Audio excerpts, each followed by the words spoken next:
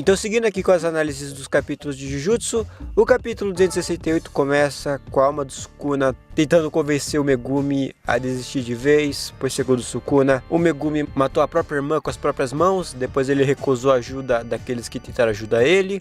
Acho que ele tá se referindo àquela cena lá do Itadori conversando com a alma dele e ele completamente largado no chão, falando que não aguenta mais. Então o Sukuna fala para ele desistir de vez e deixar tudo nas mãos dele. Mas aí finalmente nós vemos o Megumi reagindo a todas essas provocações do Sukuna, onde ele fala que pelo Sukuna já tá reencarnado completamente, no caso ele já ter assumido a forma verdadeira dele no corpo do Megumi. Mesmo se alguém ingerisse o último dedo, ele não poderia mais reencarnar em outro feiticeiro. Assim Sukuna finalmente conheceria a morte, e o Megumi manda uma frase simplesmente épica, que ele fica aliviado em saber que até o próprio Sukuna teme a morte. Então nós voltamos para a realidade e nós vemos uma barreira estupidamente grande. Inclusive eu acho isso muito engraçado, que a barreira da expansão de domínio do Itadori é essa barreira gigantesca aí, porque eu sempre tive a impressão de que as barreiras das expansões de domínio, tudo que acontecia dentro delas era meio que um espaço imaginário e não necessariamente tinha um tamanho real, tanto que por isso mesmo que o Sukuna e o Gojo conseguiam ficar comprimidos naquela barreira minúscula. Mas no caso da do Itadori, pelo visto toda a cidade de Sendai estava comprimida nessa barreira gigantesca aí. Então nós finalmente vemos Sukuna se separando do corpo do Megumi,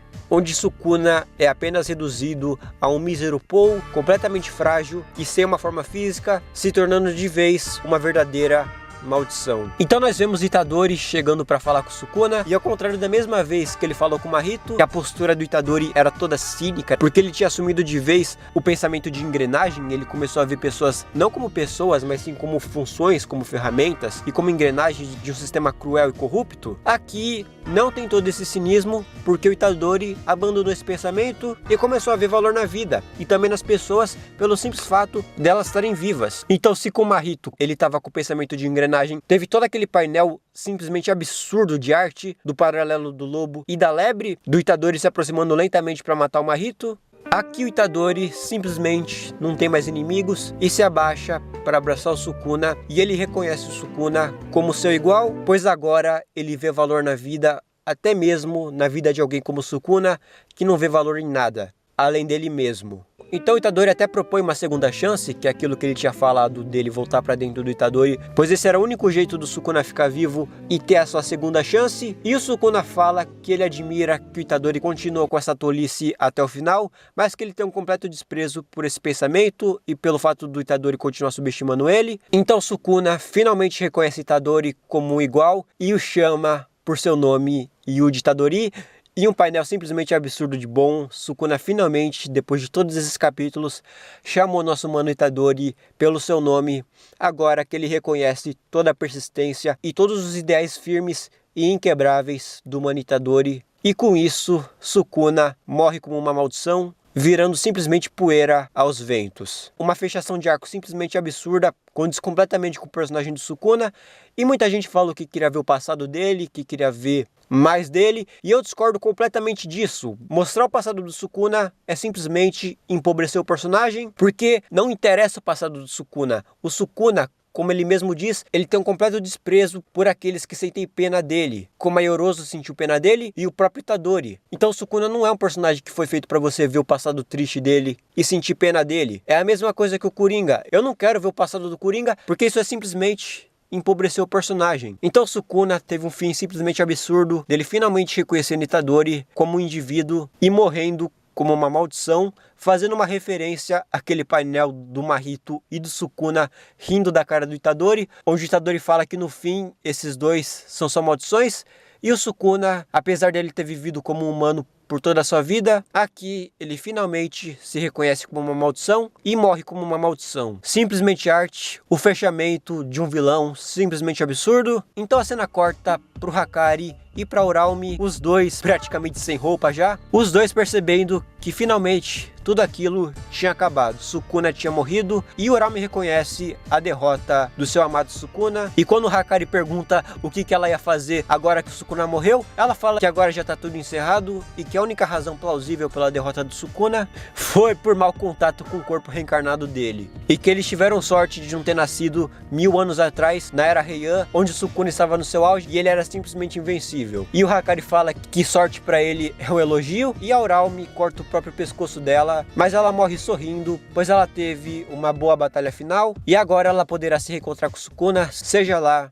onde ele estiver. E assim, essa parte, o desfecho da Uraume, a conclusão do arco de personagem dela, eu vou ter que falar que eu achei péssimo. Porque, pra mim, o fato da luta do Hakari com a Uraume sempre ter ficado de escanteio e nunca ter sido o foco principal do mangá, sempre pareceu pra mim como um recurso narrativo para Uraume conseguir salvar o Sukuna quando ele estiver nas últimas. Assim ela ia se sacrificar e ter a conclusão do arco dela como serva do Sukuna concluído. Mas não, ela simplesmente desiste de tudo quando ela percebe que o Sukuna morreu, e foi uma morte só porque sim, foi simplesmente uma morte, não teve significado, não teve nenhuma construção, não teve nenhum tema sendo desenvolvido com a morte dela, ela simplesmente cometeu seppuku só porque sim e ponto. Dá até pra dizer que ela fez isso pra ela poder se reencontrar com o Sukuna, mas isso é simplesmente muito pouco. Uma comparação que eu acho justa, porque são personagens que cumprem narrativamente meio que o mesmo propósito, é com a Neferpitou e com o Shaya-Puff de Hunter x Hunter, que também tem a mesma função de braço direito do rei, que a Uraume cumpre em Jujutsu Kaisen. Se você compara com a Pitou, que é uma personagem que exerce a mesma função que a Uraume, meu irmão, é discrepante a conclusão de arco que toda a guarda real de Hunter x Hunter teve em comparação com a Uraume. Não precisava nem ser uma conclusão de personagem do nível da guarda real de Hunter x Hunter, mas sei lá, fazia um negócio meio Zabuza e Haku, quando o Haku se joga na frente do Chidori e do Kakashi pra impedir que o Zabuza morra. Fazia o mesmo com o Sukuna e com a Uraume. Eu até tinha feito uma ilustração uma bonitinha da Uraume se despedindo do Sukuna, referenciando aquele momento simplesmente lindo e simplesmente arte do final de Formigas Quimera, da Komugi permanecendo com o Meruem até a morte. Mas não, o final da Uraume foi simplesmente uma morte jogada, porque sim, não teve nenhum tema, não teve nenhuma construção, não teve nada sendo debatido. Essas duas páginas com certeza foram a minha maior decepção acerca desse arco, porque eu esperava muito da conclusão da Uraume, eu esperava muito que ela tivesse um papel simbólico muito grande na derrota do Sukuna. Se for para dar um elogio para essas duas páginas,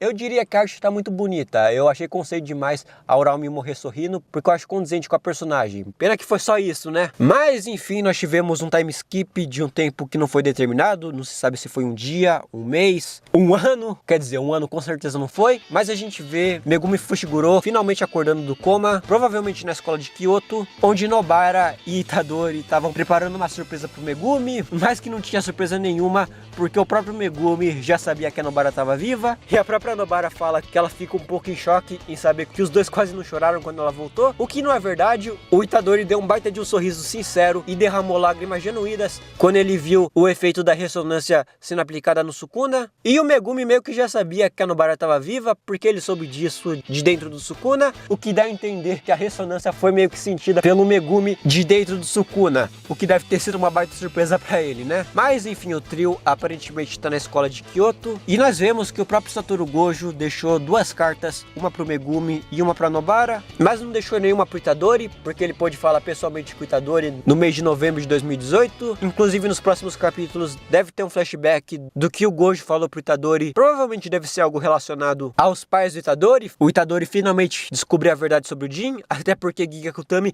é viciado nesse tropo do protagonista descobrir a verdade sobre sua linhagem na conclusão da história. E a carta que o Gojo deixou pra Nobara é simplesmente amassada pela própria Nobara, porque era uma carta referente à localização da mãe dela, o que era uma trama que eu nem lembrava que a mãe da Nobara era sequer um detalhe relevante pra história, mas Giga Kutami é viciado em trazer coisas do começo da história pro final, tipo Larui aparecendo pra lutar contra o Sukuna. E aqui a gente vê que a Nobara tem um negócio meio Asuka, de que ela simplesmente não gosta da mãe dela e não quer nem saber onde ela tá, e com o Megumi foi simplesmente a mesma coisa, do Gojo finalmente confessando pro Megumi que foi ele que matou Toji Fushiguro e que o Toji nunca mais iria retornar pra ver o Megumi. Olha que cabra cínico, cara, pelo amor de Deus, ele não teve nem a cara e a coragem de contar isso na cara dele, pelo amor de Deus. Olha esse cabra, esse é o ídolo de vocês? Mas o Megumi simplesmente ri disso, porque aparentemente ele não tinha nenhuma expectativa referente ao Toji. Então nós vemos a Nobara falando que a Maki tá chamando e que eles têm que se apressar logo, e o Megumi fala que ele tem que ir pra se desculpar, mas a Nobara corta falando que não é sobre ele, e sim sobre Yuta Okotsu, e nós vemos todos os estudantes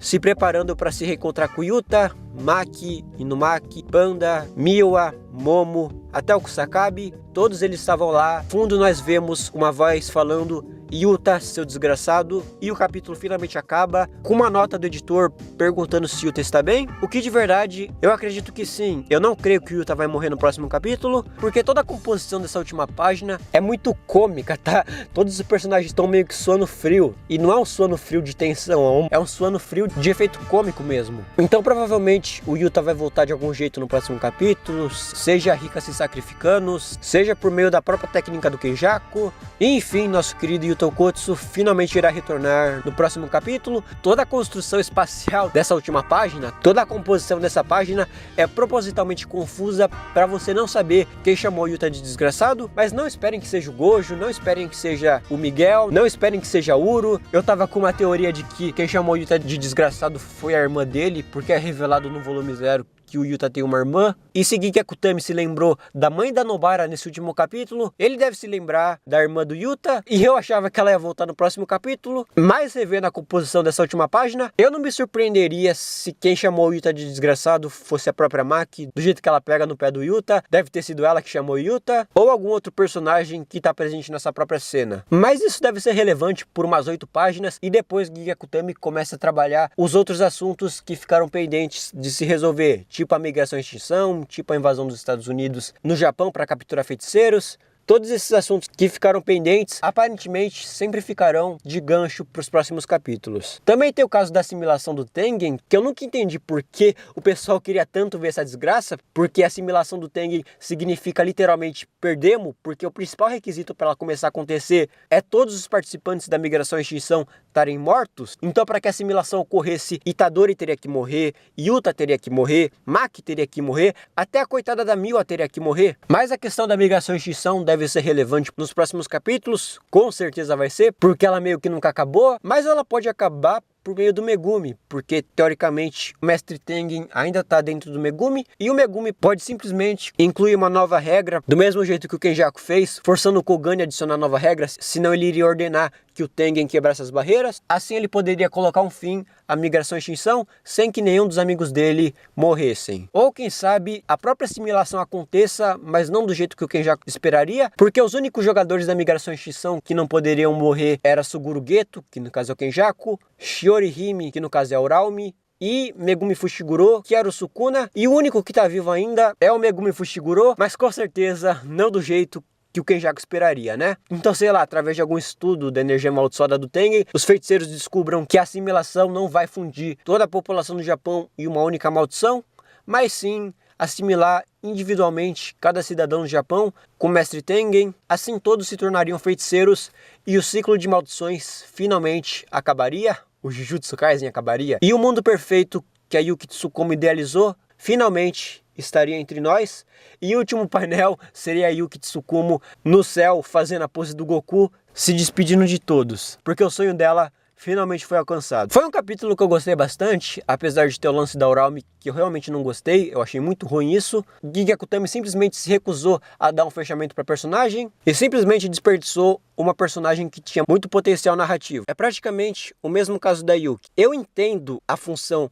que a morte da Yuki tem narrativamente e tematicamente falando, mas caramba, Gege Akutami, como tu dorme à noite sabendo que tu mata uma mulher dessas? Como que tu mata uma personagem dessas? Simplesmente uma das personagens mais carismáticas de toda a história simplesmente morre. E no caso da Yuki, a morte dela tem até temática, tem até simbolismo, mas no caso da Uraumi não tem nada disso. Eu realmente não gostei da conclusão da Uraumi e com certeza foi minha maior decepção nesse último arco. Mas enfim, é isso. Apesar disso, eu ainda gostei do capítulo, e semana que vem não vai ter capítulo porque vai ter hiato, e valorizem esse hiato porque esse é o último hiato de Jujutsu Kaisen, uma história que deixará saudades com certeza. Enfim, é isso. Muito obrigado por ter assistido até aqui, e é isso.